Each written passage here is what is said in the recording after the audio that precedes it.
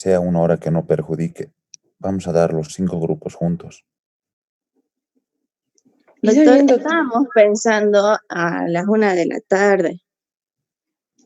Como ustedes digan, pero que sea de acuerdo y para que no haya problemas y que ningún alumno se esté quejando después. Por favor. Está bien, doctor. Quédese tranquilo, doctor. Ok.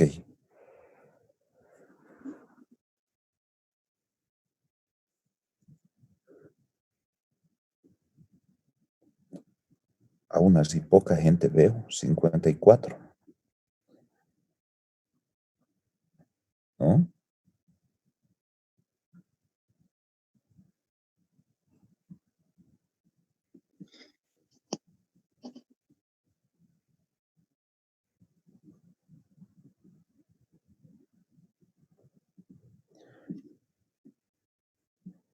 Ven la pantalla, ¿no? ¿Se ve? Sí, doctor. Ya. Hasta esto se van a poner de acuerdo. Si quieren, podemos ya meter también equilibrio ácido-base, que es un tema, chicos, que ustedes ya han llevado en fisiopatología,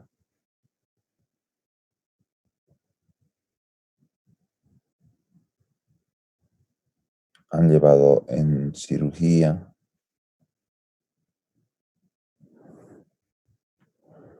y se les tiene que quedar porque saben que es un tema, bueno, todos los temas son importantes, pero el equilibrio ácido-base es otro de los temas que creemos que solamente los especialistas son quienes pueden interpretar. Entonces, un trastorno de equilibrio ácido-base. ¿Ya? Ahora, ¿quién de ustedes me puede decir qué es un equilibrio ácido-base?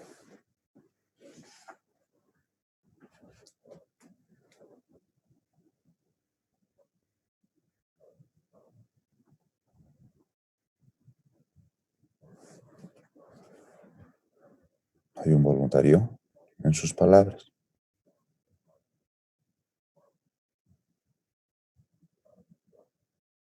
Doctor, ¿es el equilibrio del pH del cuerpo, doctor? El equilibrio del pH del cuerpo. No está mal. ¿Qué más?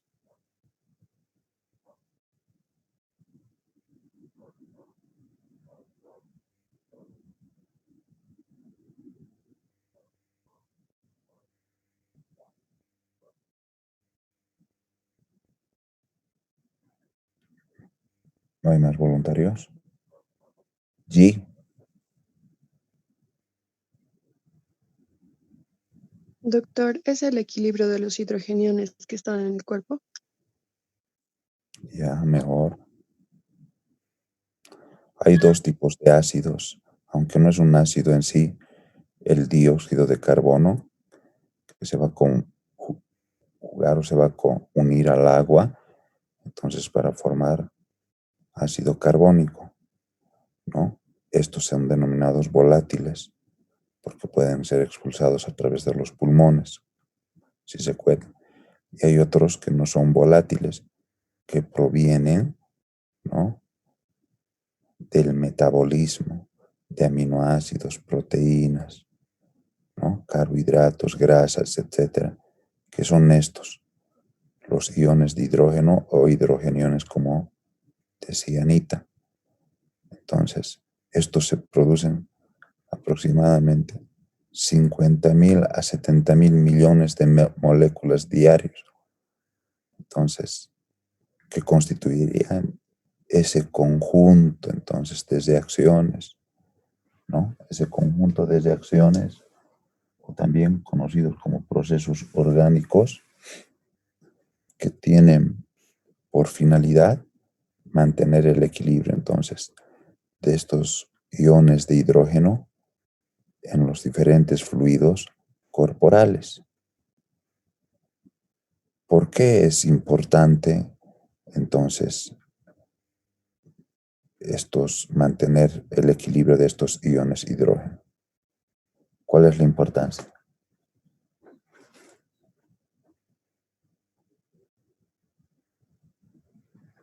Porque forman puentes de hidrógeno, doctor, para proteínas, doctor. Estos iones hidrógeno son fundamentales en la función de todas las células del organismo. Entonces, su alteración o su desequilibrio, ¿no?, va a producir una disfunción celular. ¿Qué cantidad tenemos de iones hidrógeno o también conocidos como hidrogeniones? ¿Cuál es la cantidad que tenemos? ¿Cuál es la concentración en el líquido extracelular específicamente?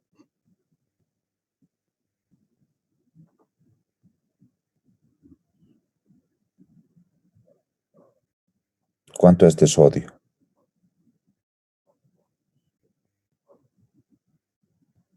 ¿135 miliequivalentes? Ya, 135 a 145 mil equivalentes por litro, ¿ya? Por litro. Bien, ¿de potasio? 3.5 a De 5. 3 a 5, doctor. Ya, muy bien. 3,5 a 5, siempre su apellido, mili equivalentes por litro. Acostúmbrense, siempre, chicos. ¿Ya? Perfecto.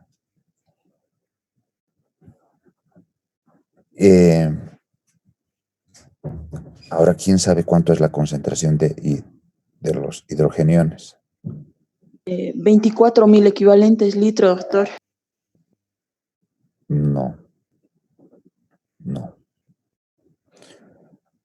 La concentración es de 0,700000004 mili equivalentes por litro. Mucho cero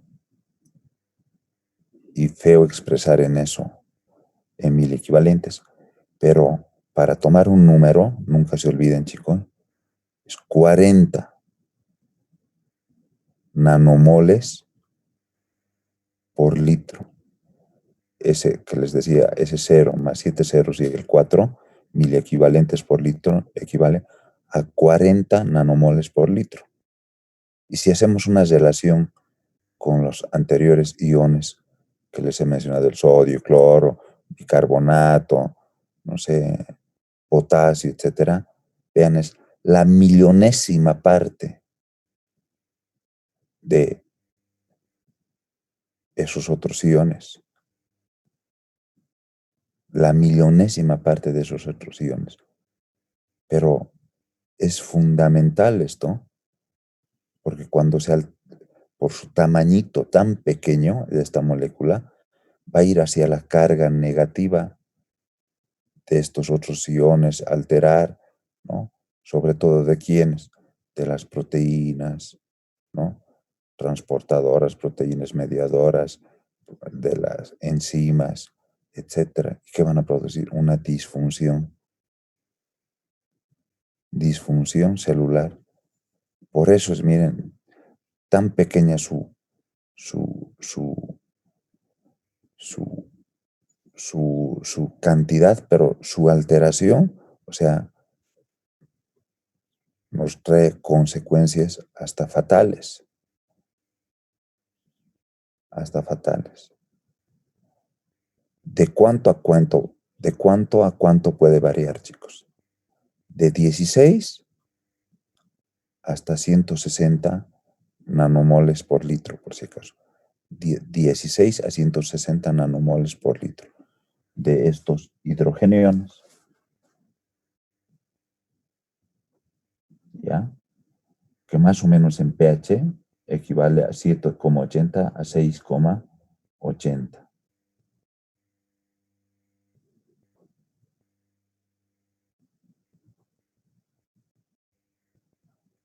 Entonces son importantes estos porque tienen que ver esto en su carga, en su capacidad de enlace, en su forma tridimensional, es decir, en la función celular. Ahora, otra cosa importante, como les decía, la regulación del pH, ¿no? De una forma, vamos a aprender en la siguiente clase de una forma práctica, así hasta podríamos no entender, ¿no? Todo lo que estamos estudiando para poder interpretar una gasometría, que les voy a enseñar que es una forma, pero también de una forma entendida y es inclusive recordarles, chicos, yo sé que esto han llevado en cirugía el año pasado y también en fisiopatología se lleva equilibrio ácido-base, ¿ya? Pero vamos a sacar tips importantes para que no se olviden y vamos a hacer uno o dos ejemplitos para que podamos sacar trastornos simples o mixtos del equilibrio ácido-base. La regulación. Si se han dado cuenta, chicos, hace casi un mes estoy con tos. Pero no es COVID, si no ya estuviera, creo, no en este mundo. La regulación del pH a nivel celular, como les decía, es necesaria que haya ese conjunto de reacciones, ¿no? Para tratar de mantener en equilibrio, entonces, estos hidrogeniones. Si tengo aumentado los hidrogeniones o los iones de hidrógeno, el pH, ¿cómo va a estar? Ácido, doctor. El pH va a estar ácido. Si está ácido, en números está. ¿Cuánto es el pH normal? 7, doctor. 7.35. 45. 45. Eso no se olviden. 7,35 a 7,45. 7,35 a 7,45. Promedio 7,4. 7,4. ¿No? 7,4. Y si está debajo de 7,35, por decir 7 de pH, ¿cómo estarán los hidrogeniones? Tan elevados. Eso, están aumentados. A veces crea confusión, ¿no? A veces crea confusión, chicos. A veces crea confusión.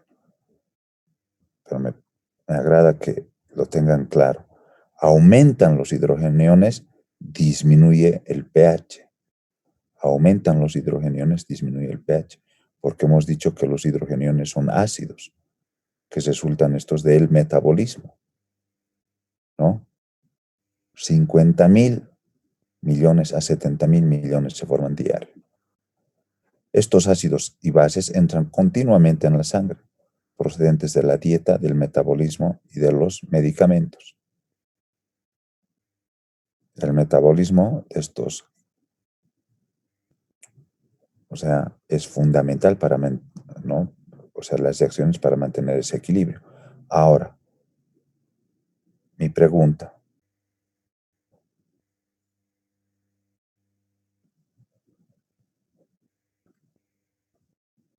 Si está disminuido el pH, se denomina Alcalino, doctor. Acidosis, doctor. acidosis. Eso, miren, hay que agarrar eso. ¿Y es lo mismo acidosis y acidemia?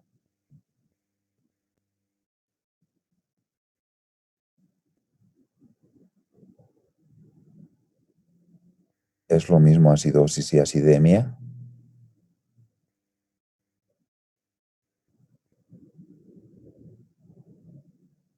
¿Sí o no? No, doctor, no es lo mismo. Ya, dime por qué. Mm, a ver, quiero pensar que la acidosis es un síntoma de la amargura, algo así, y la... Sí, no. No debería decirle doctor, pero no es lo mismo para mí. Porque acinemia es en... ¿Qué Doctor, dijiste, Cristian? la acidemia es una enfermedad congénita, doctor. No, La acinemia es en la sangre, doctor. perdón, no te escucho bien, Cristian. La acidemia es en la sangre. Ya, La acidosis es... ya está bien. Vamos a ir en la siguiente clase con el ejemplo, con un ejemplo vamos a ver, pero sí y no, ¿no? Puede haber acidemias, que es entonces la disminución del pH en sangre. Y cuando tomamos gasometría, ¿qué tomamos? Sangre arterial. Pero puede haber acidosis con pHs dentro de parámetros normales, es decir, entre 7,35 a 7,45. O sea, pero también puede haber acidosis con acidemia, con inferior al pH de 7,35. Eso tiene que tener claro, chicos, ¿ya? Claro. Ahora, conceptos básicos que tenemos que sí o sí repasarlos, ¿no? El ácido es la sustancia capaz de ceder un hidrogenio, mientras que la base es receptor de hidrogenio o liberador de oxidrilos en una solución. La acidez de un líquido viene dada por su concentración de hidrogeniones. Dicha concentración se expresa en términos de pH, también conocida, su nombre correcto es potencial de hidrogeniones, ¿no? Y los ácidos y bases pueden ser fuerte y débil, ¿no? Los fuertes se disocian completamente de una solución, mientras que las débiles se disocian parcialmente. Ejemplos: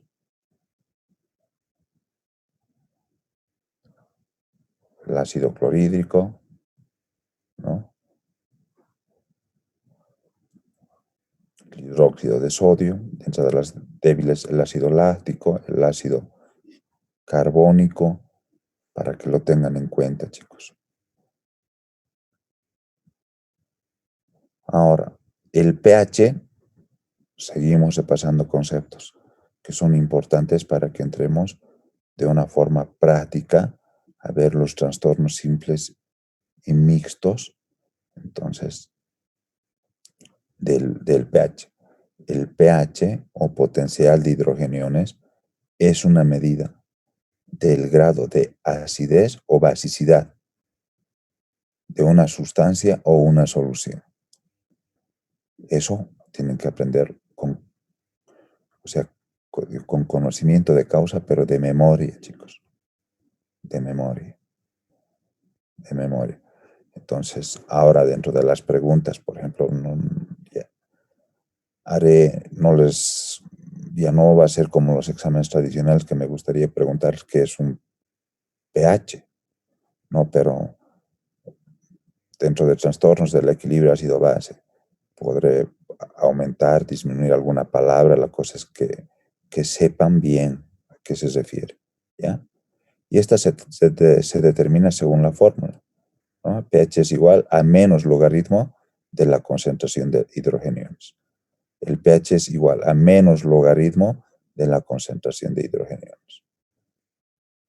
Esto que han debido ustedes estudiar, sacar según la ecuación de Henderson-Hasselbalch, ¿no? Pero nos interesa ahora mucho más, o sea, la parte práctica, porque quedándonos en esta ecuación nos quedaríamos fácilmente 4 clases, por lo que es inversamente proporcional a dicha concentración. O sea, a mayor concentración de hidrogeniones, menor será el pH y viceversa. Desde el inicio estamos hablando de eso. Desde el inicio. El pH normal de los líquidos corporales, entonces, oscila entre 7,35 para sangre venosa y por su mayor concentración en dióxido de carbono o anhídrido carbónico, ¿no? Es lo que se presenta en 7,35 y 7,45 para la sangre arterial, por menor contenido del anhídrido carbónico. Ahora, chicos,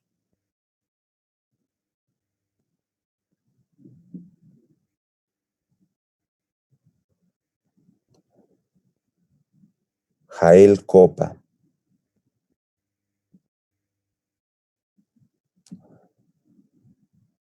Si he dicho, ¿no?, que el pH sanguíneo, ¿no?, es de 7,35 a 7,45, pero puede fluctuar entre 6,8 a 7,8. Si ustedes leen algún otro libro, chicos, van a ver que inclusive clínicamente ha habido compatibles con la vida pHs de 6,7. Y hemos dicho que el promedio de esto es 7,4. 7,4, ¿a cuánto equivale? Les he explicado a 40 nanomoles,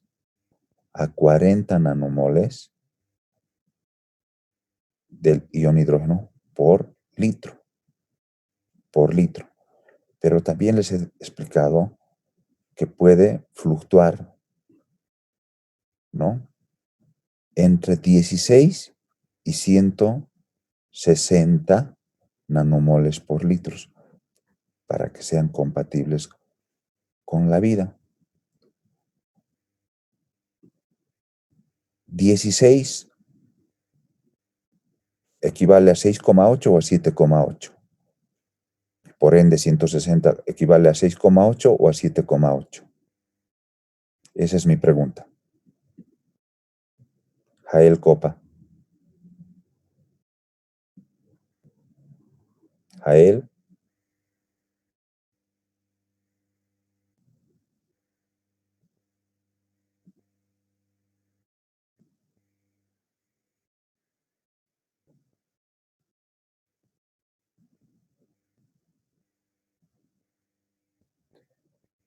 ¿Por qué no participan? O sea, tratemos, o sea, con lo que la clase en Zoom, chicos, o a través de estos medios audiovisuales, y les estoy explicando, o sea, yo quiero ver si me están entendiendo. Mayra Palacios.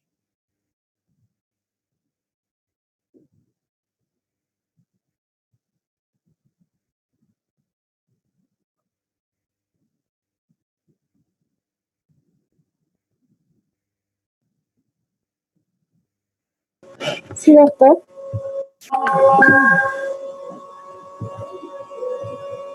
Ya he lanzado la pregunta.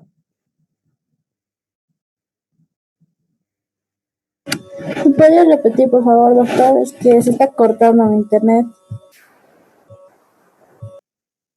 Ya, voluntariamente, chicos, ¿quién de ustedes? Doctor, 6,8 sería 160 y 7,8 sería 16. Bien, excelente, Cristian. Bueno, espero que me hayan entendido el resto, ¿no? O sea, lo que, miren, o sea, para que les quede claro, o sea, mayor cantidad de hidrogeniones, el pH disminuye. Entonces, sería, como bien ha dicho Cristian, 160 nanomoles por litro. O sea, no solamente quiero que lo sepan de memoria, sino que entiendan. Porque si entienden, ustedes, chicos, fácilmente se van a defender en interpretar una gasometría. Y cuando roten entonces alguna especialidad clínica en un hospital, van a llegar entonces un laboratorio, una gasometría, para que sepan de qué se trata, porque les van a entregar y delante de todos, de internos, ¿no? Delante de residentes, entonces, y no se queden callados. Eso. Y cuando está, entonces, el pH elevado que tiende a la alcalinidad, ya sea basisemia o alcalemia o alcalosis, entonces está con menos cantidad de hidrogeniones, correspondería a los 16 nanomoles por litro. Estos son los extremos compatibles con la vida. Alterados esos pHs, no hay vida. Ya les decía, estos trastornos pueden ser simples, ¿ya? O mixtos. Los simples también se conocen como primarios. O sea, ¿qué es la acidosis? Nuevamente, proceso que tiende a disminuir el pH por incremento de la concentración de hidrogeniones. O sea, está bien de una forma práctica. Lo último que nosotros tenemos que fijarnos, chicos, es el pH. Pero les voy a enseñar una forma para que sepan así. Porque si ustedes se fijan en lo último, en el pH, entonces quiere decir que entienden de qué están hablando. Pero si no, les voy a enseñar también de una forma práctica cómo pueden sacar entonces un diagnóstico de un trastorno del equilibrio ácido-base. Sencillo, ¿ya? Esta está inducida por una disminución en la concentración de bicarbonato o por un aumento, entonces, en la presión parcial del dióxido de carbono. Ahora, aquí uno de sus compañeros decía, ¿cuánto es el valor normal del bicarbonato? 24 más menos 2, doctor. Eso, muy bien. 24 ¿qué, pero?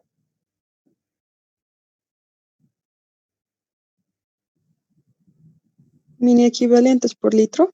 Perfecto. ¿Y la presión parcial de dióxido de carbono? De 36 a 45 milímetros de mercurio.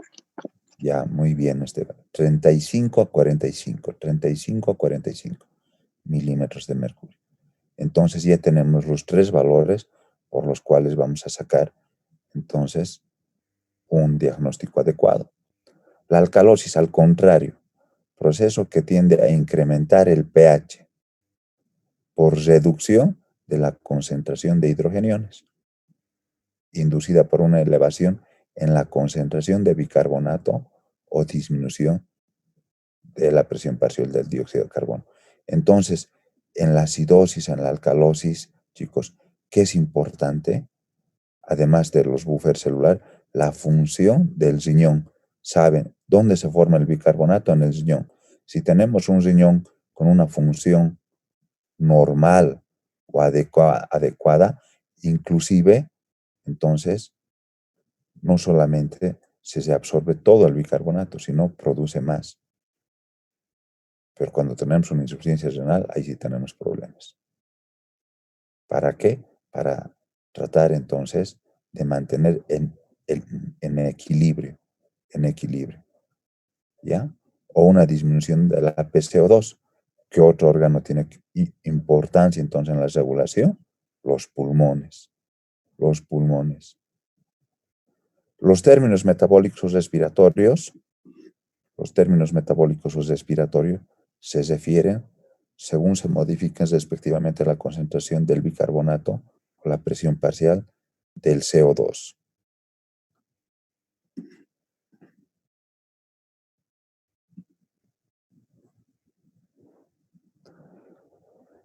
El normal funcionamiento celular requiere entonces mantener la concentración de hidrogeniones del líquido extracelular en límites muy extremos, ¿no? Que habíamos dicho, de 6,8 a 7,8. Los procesos metabólicos generan gran cantidad de ácidos en el organismo que se necesita neutralizarlos, ¿no? Y eliminar estos iones de hidrógeno, también conocidos como hidrogeniones, para mantener el pH en el líquido extracelular. Para ello tenemos entonces al menos 3 formas de hacerlo, ¿no? Conocidos como tampones, búferes o sistemas de amortiguación, que unos son celulares, ¿no? A estos quienes constituyen las proteínas, hemoglobina, fosfatos, mientras que los extracelulares, ¿quiénes son? El ácido carbónico, el dióxido de carbono, ¿no? El agua. Entonces, el dióxido de carbono, cuando se junta con el agua, va a dar el ácido carbónico, que si se acuerdan la ecuación de Henderson-Hasselbalch, esta se le elimina para que nosotros podamos sacar fácilmente entonces el potencial de hidrogeniones. ¿Por qué? Porque esto se disocia fácilmente hacia el lado izquierdo o hacia el lado derecho, es decir, formando agua y dióxido de carbono o formando hidrogeniones libres con bicarbonato, ¿no? Una forma de repasar sencilla. Entonces, ¿qué otros mecanismos de compensación tenemos? El organismo responde entonces a un desorden ácido o base simple por una respuesta compensatoria respiratoria o renal, como acabo de explicar, en un intento por normalizar el pH. Esa respuesta es probablemente mediada al menos una parte por alteraciones paralelas, ¿no? Donde a nivel de los túbulos renales y en el centro respiratorio. Pero también, chicos, si ustedes estudian a profundidad, un tercer mecanismo, que estos serían los 3, pero entonces un cuarto mecanismo podría ser a nivel hepático,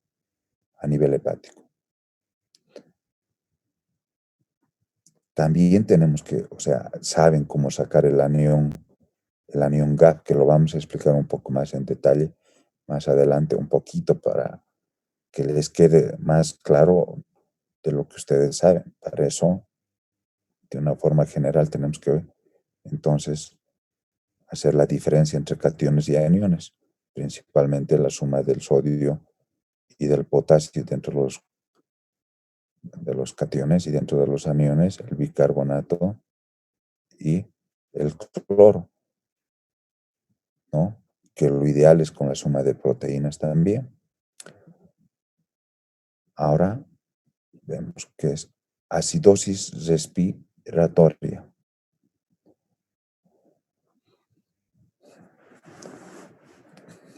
¿Qué sería entonces una acidosis respiratoria? Aide.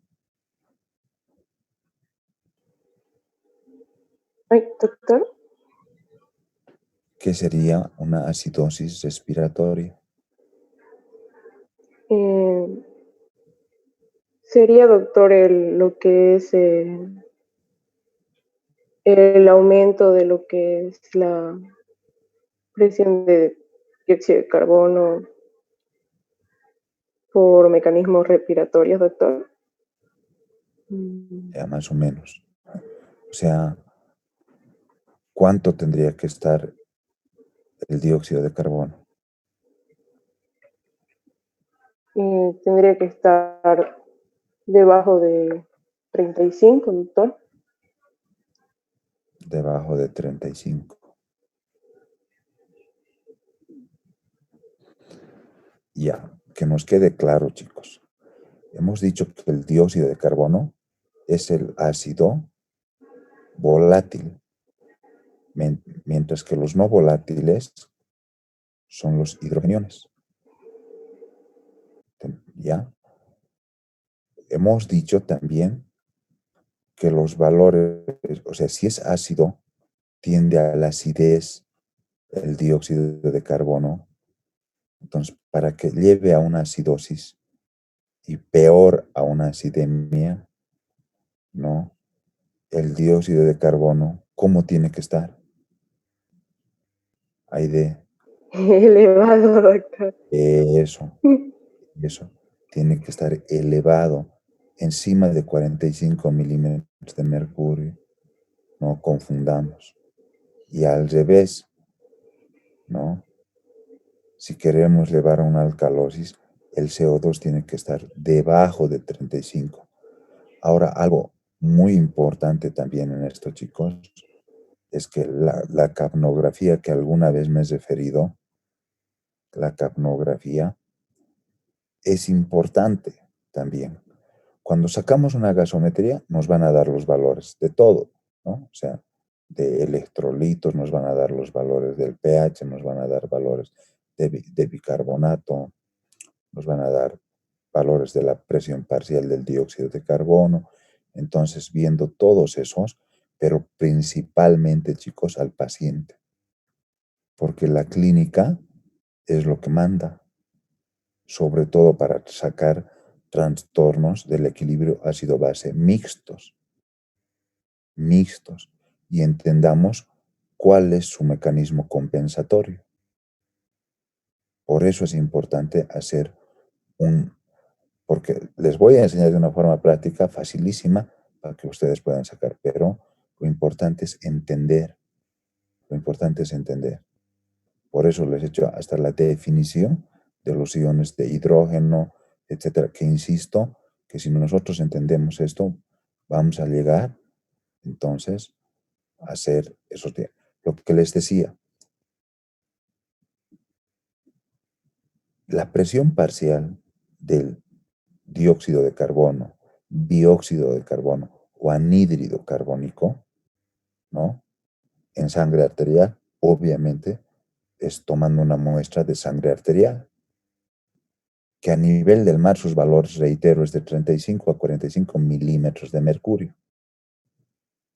Pero, chicos, se usa mucho ahora dentro de la monitorización en un paciente, sea con cánulas o punteros nasales, como han visto, ¿no? O si el paciente está intubado a través del tubo, entonces la capnografía. En realidad existen 3 términos de eso. Capnógrafo es el aparato que nos permite medir el EtCO2. ¿Qué significa EtCO2? Dióxido de carbono al final de la expiración. Esto nos da un registro gráfico. A eso se llama capnografía. Como la actividad eléctrica del corazón, el electrocardiograma, digamos, ¿no? Entonces, ese registro gráfico es el electrocardiograma. Esto lo propio es la capnografía. Y el número que nos va a dar de cuánto está en milímetros de mercurio, a eso se llama capnometría. Entonces, es capnógrafo, capnografía y capnometría. No nos olvidemos. ¿Y por qué es importante esto, chicos? Es un monitor que solamente varía un 2 a 3% al valor del CO2 de sangre arterial. ¿Ya? Falta menos de un minuto, Giselle y Aide. Por favor, me van a pasar el listadito. ¿Ya? Doctor. ¿Ya? Y la siguiente clase terminamos y para la siguiente ya deciden si entra este tema más o no. Por favor. Y la hora todo. ¿Ya? Ya, doctor. Sí, doctor. Bueno, nos vemos el próximo sábado a las 9 entonces. Hasta luego, doctor. Que les vaya bien, suerte. Hasta luego, doctor. Hasta luego, doctor. Hasta luego, doctor.